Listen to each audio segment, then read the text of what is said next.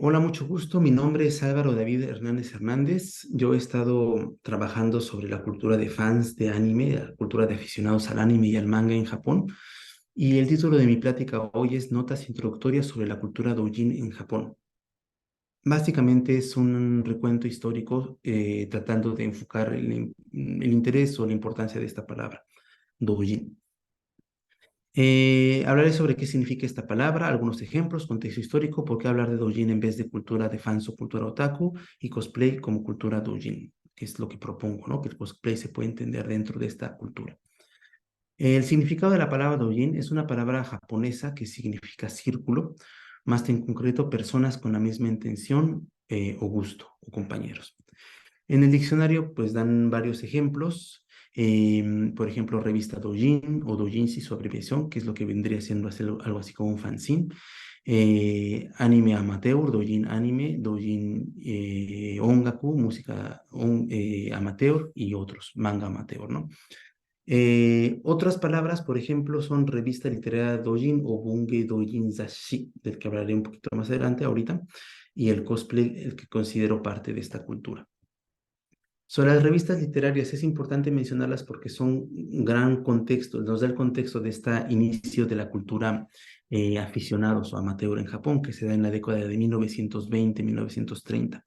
Por ejemplo, aquí cito un texto publicado en 1923 que se llama Estrategias para la gestión de revistas literarias. En tiempos recientes hemos presenciado un gran avance cultural. Es natural pensar que el aumento vertiginoso de revistas literarias y artísticas en todo el país en respuesta a este fenómeno es un hecho que debe ser considerado.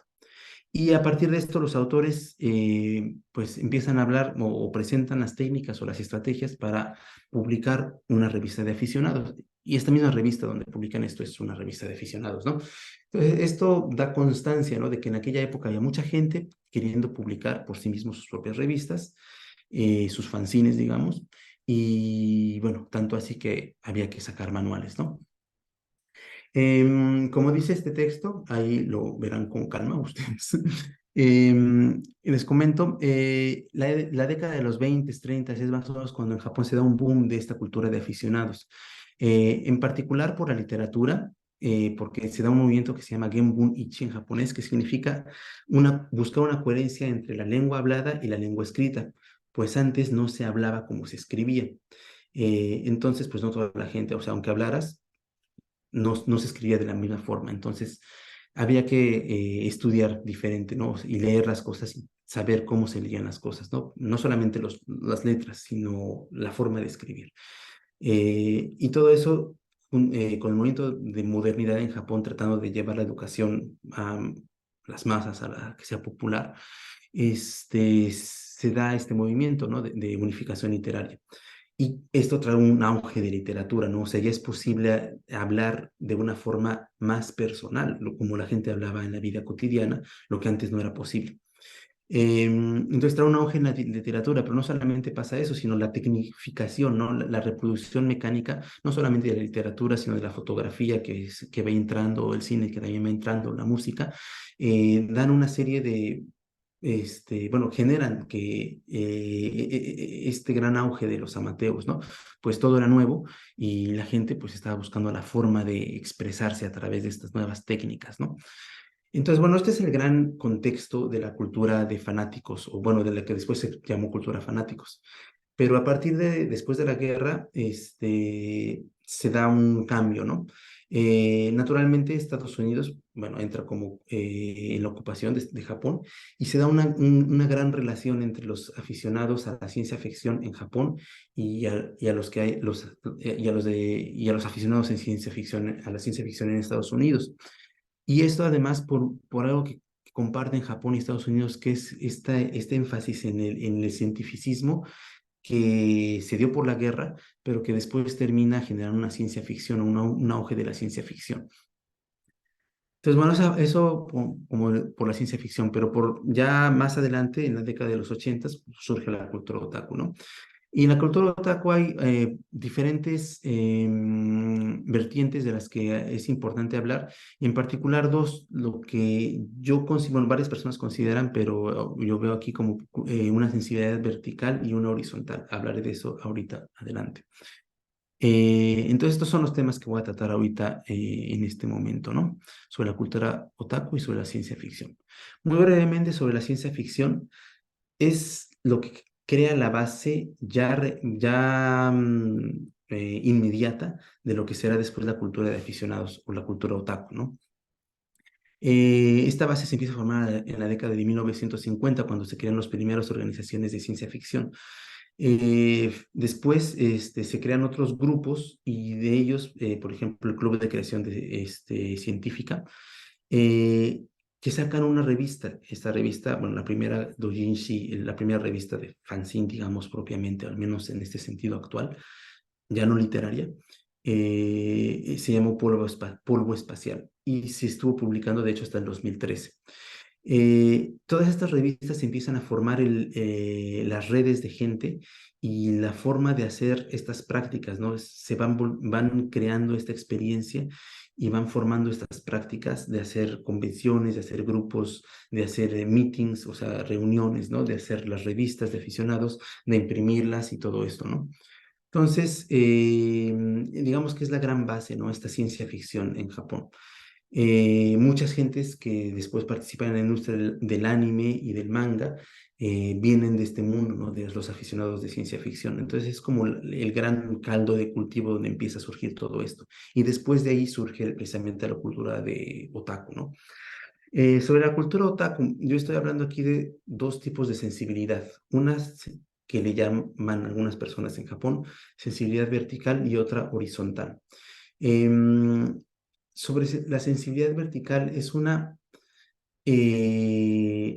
lo que está aquí en el segundo texto, perdón, es una orientación hacia valores absolutos, como lo escribo aquí, o sea, concentrarse mucho en un elemento.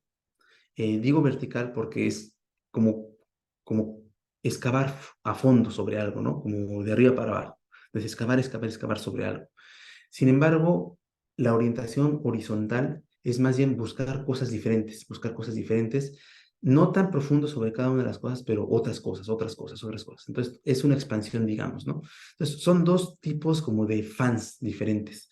Los que se clavan mucho en algo en específico, pero no saben de nada más, solamente de lo que les gusta, o los que les gustan muchas cosas y están buscando siempre cosas nuevas. Pues esos sean dos tipos, digamos, de subculturas o de culturas underground en aquella época en Japón, entre los 70s y los 80s, y que son los que darían inicio al otaku, a lo que conocemos actualmente como el otaku, ¿no? En la década de los 70s y los 80s, primero hablando de esta orientación horizontal, es lo que se llamó en esa época como Sabokaru o subcultura o Shinjindui, que significa nueva humanidad. El ejemplo clásico para hablar de este grupo o de esta tendencia cultural es la moda. Los sociólogos Miyada Shinji o Sawa Masachi hablan de un juego de diferencias, que es básicamente a través del consumo cultural, a través de tus gustos, a través de tu forma de vestir, a través de la música que escuchas, defines tu identidad. Y tu identidad definida a través del consumo te va a llevar a conocer a otras personas y a juntarte con ellos porque son tus amigos, porque les gusta ese tipo de música, o ese tipo de ropa, o ese tipo de cómics, etcétera.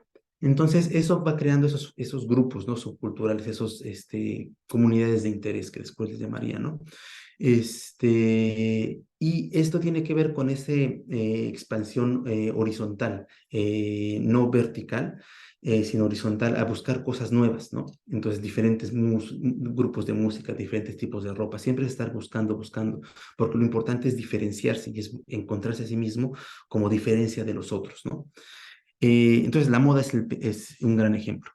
Pero en contra, digamos, de este gran ejemplo que es la moda, es lo que fue llamado cultura otaku, más o menos entre los 80s, medio de los 80s, ¿no? Que surge esta palabra o que se populariza esta palabra.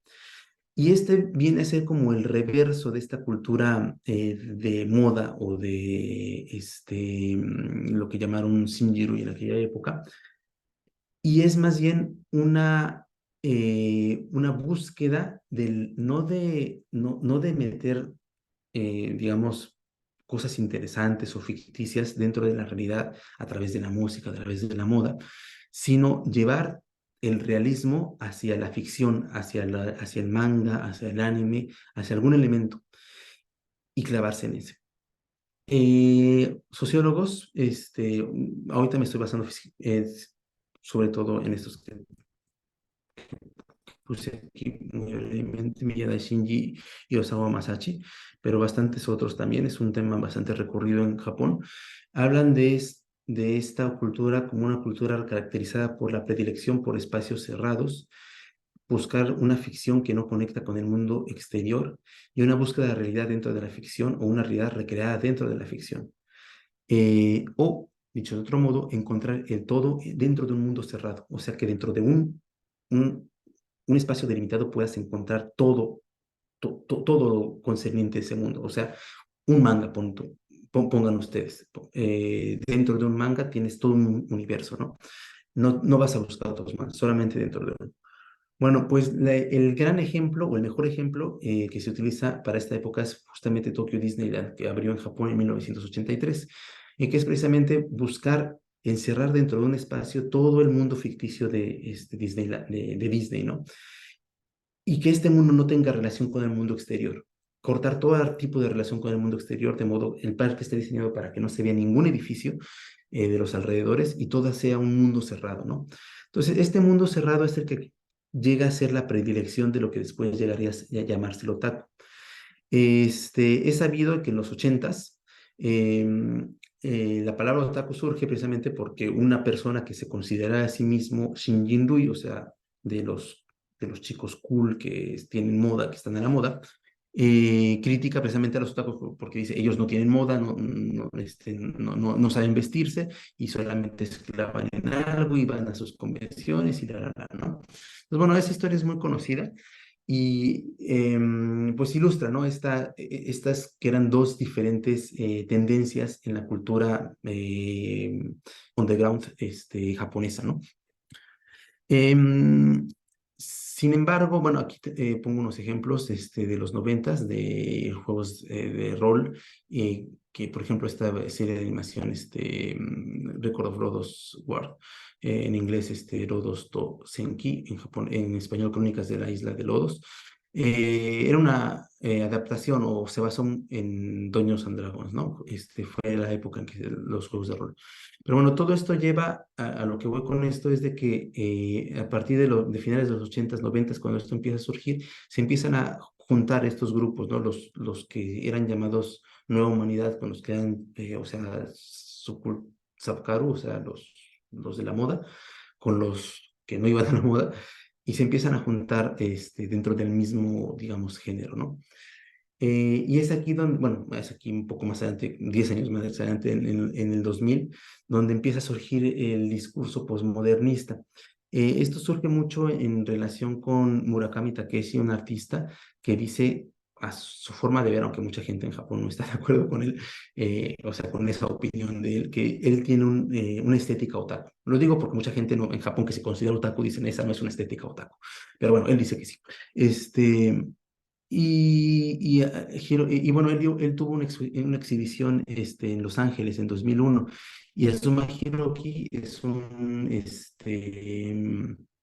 filósofo que participó en el catálogo de esta exhibición, hablando de la obra de Murakami Takeshi, y de cómo esta era, bueno, representaba ese espíritu otaku y de que ese espíritu otaku es precisamente posmoderno.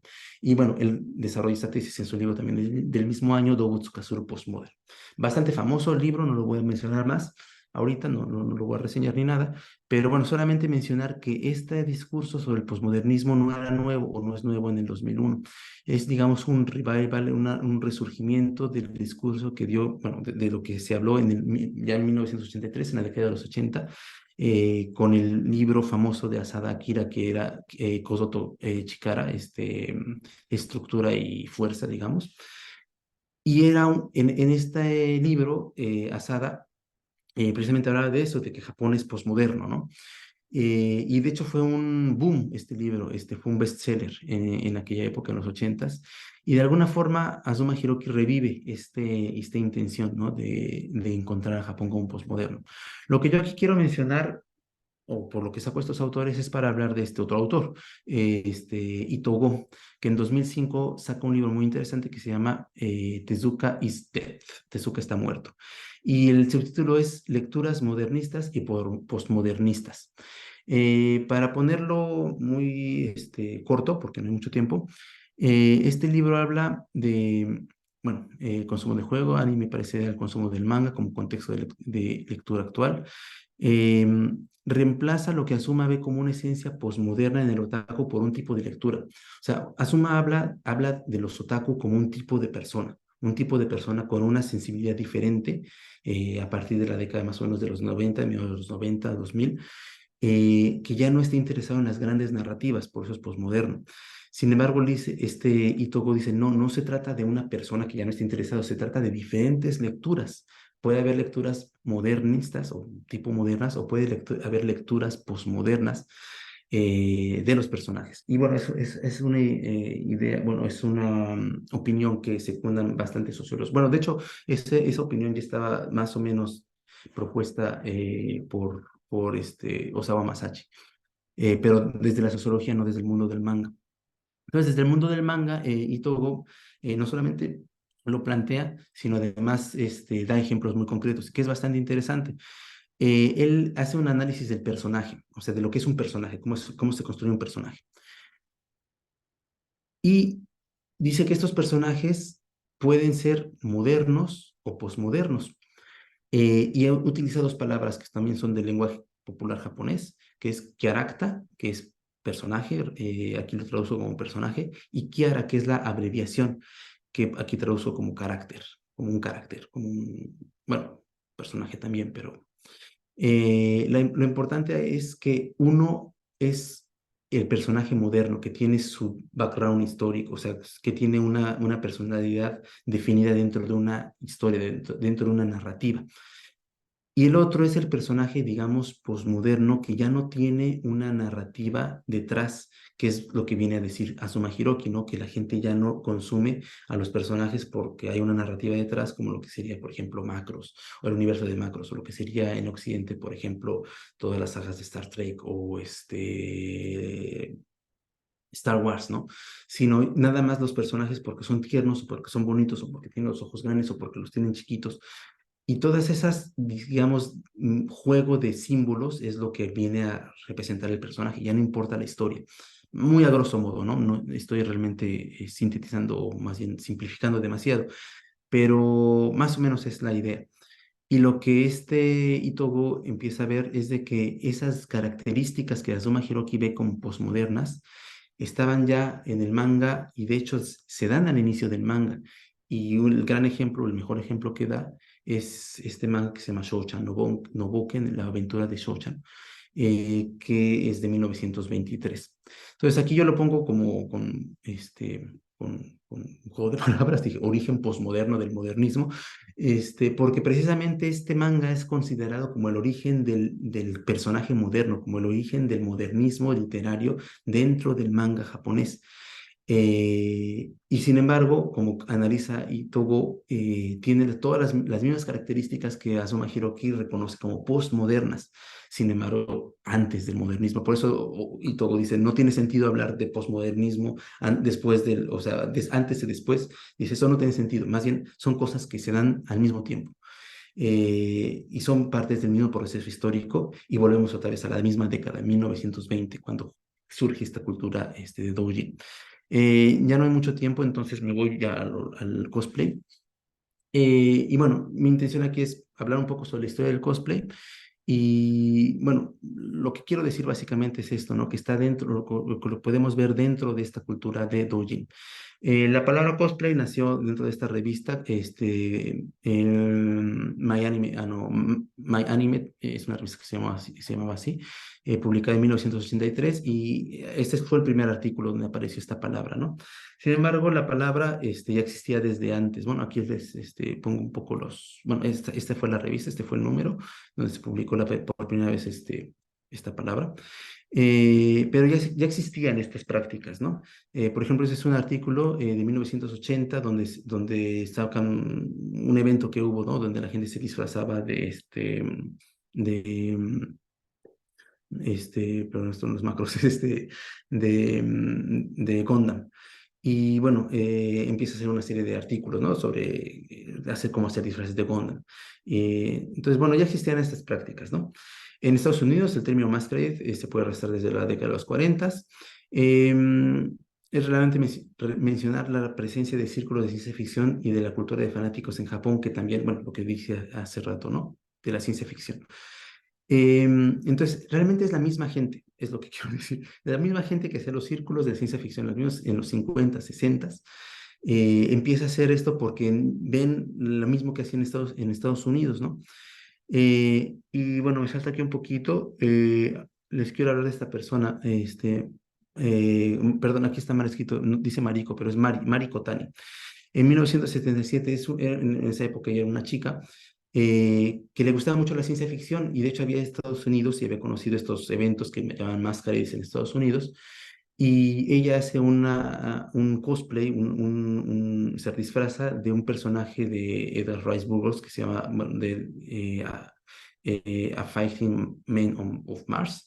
La versión japonesa, les estoy poniendo aquí la portada japonesa, tiene este personaje, ¿no? La ilustración. Bueno, ella se disfraza de este personaje porque le gusta mucho la ciencia ficción y va a una convención de cómics. El hecho es de que la gente lo ve y en esa época se estaba estrenando la serie de animación de Tezuka Osamu, Un Mino Tritón, y se parece mucho al personaje, nada más es pura coincidencia y la gente cree que es un disfraz de este personaje. El hecho es de que en muchas referencias aparece o sea, fue realmente, digamos, eh, muy llamativo para la gente en aquella época y aparece en muchos lados. O sea, se puede leer sobre, o sea, relatos, ¿no? Relaciones sobre este cosplay, ¿no? Y bueno, se le reconoce como el inicio, ¿no? Como el principio de cosplay en Japón. Bueno, lo que quiero decir, y ya con esto termino, es que es esto, ¿no? Que ella menciona sobre el cosplay. Ella dice, al principio todo comienza con el deseo de sumergirse en el mundo de la historia al encarnar a un personaje.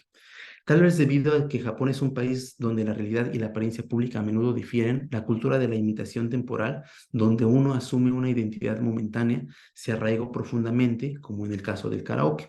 Sin embargo, el cosplay permite una creatividad y flexibilidad ilimitadas, lo que significa que va desde la reproducción exacta, o sea, disfrazarse exactamente como el personaje, hasta una actuación única, o sea, hacer algo original, ¿no? Ya salir, digamos, del personaje y hacer algo diferente. En el mundo real, la ropa suele ser algo opresivo y restringido por las normas sociales.